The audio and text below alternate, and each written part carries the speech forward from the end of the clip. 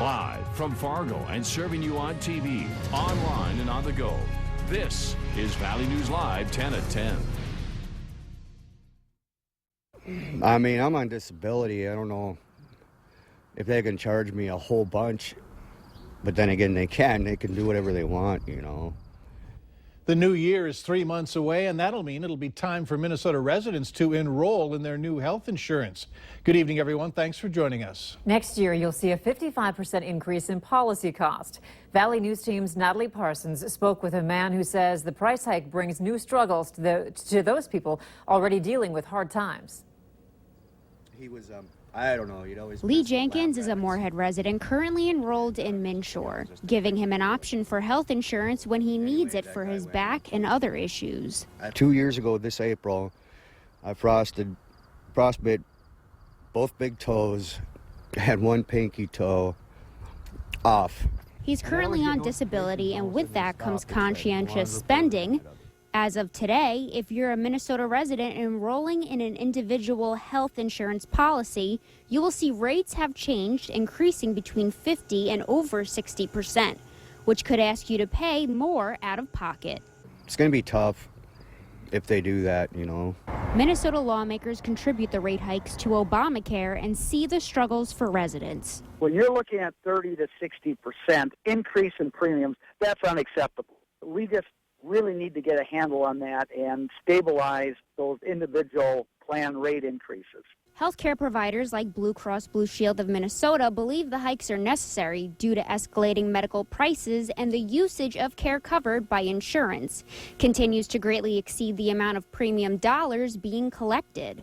Insurance companies have to take people with existing health conditions, or you can't max out, because if someone has a huge injury or illness, they can't cap you out at a certain amount. Representative Paul Marcotte believes one solution could mean more tax credits to residents and says there's a surplus of $90 billion from 2 budget cycles.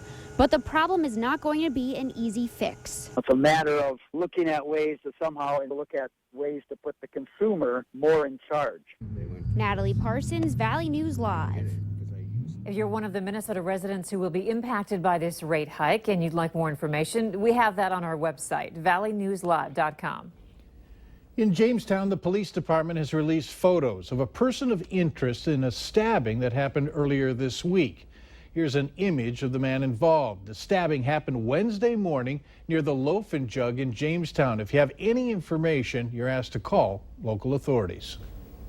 A 4-year-old boy from Vergas, Minnesota is recovering after his foot was partially severed from a lawnmower accident.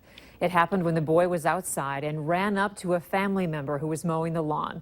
The boy was airlifted to a Fargo hospital. University of North Dakota police have closed its investigation into a photograph that was posted to social media. Last week, this picture was posted on Instagram, then shared on Facebook. The person who reported the photo didn't want to move forward with criminal charges and wanted the investigation to be completed by the school. The Office of Student Rights and Responsibilities investigation into that and a second photo that surfaced on social media is ongoing. In response to both photos, more than 100 people gathered on the UND campus this afternoon for a zero-tolerance rally. Black student leaders called for the rally and say these 2 incidents are just the tip of racism that has happened on campus, and they want it to end. Multiple students got up and spoke about their encounters of racism on the campus.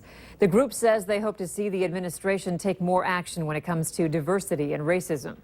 UND President Mark Kennedy was at the rally and also met with the leaders afterward. We asked if the university would adopt a zero-tolerance policy in regard to the racial issues. And President Kennedy said the campus takes these incidents seriously and that he will look at the policy. A beauty pageant winner continues to be one of the top stories of the presidential campaign. Donald Trump is continuing to push back against claims he fat-shamed a former Miss Universe by suggesting his rival Hillary Clinton is using her as a political tool. Reporter Craig Boswell has the latest.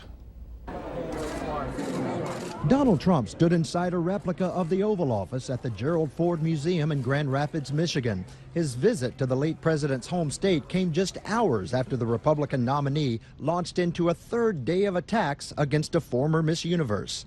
In a series of pre-dawn tweets, Trump called Venezuelan native Alicia Machado disgusting and urged followers to look for a sex tape. Machado has said Trump called her Miss Piggy after she gained weight. Hillary Clinton responded hours later. What kind of man stays up all night to smear a woman with lies and conspiracy theories? On November 8th, show up and vote. Trump rallied a crowd later Friday, but didn't mention the tweets. He raised questions about his microphone from Monday's debate after the debate commission acknowledged sound problems in the hall, but not on television. It was bad.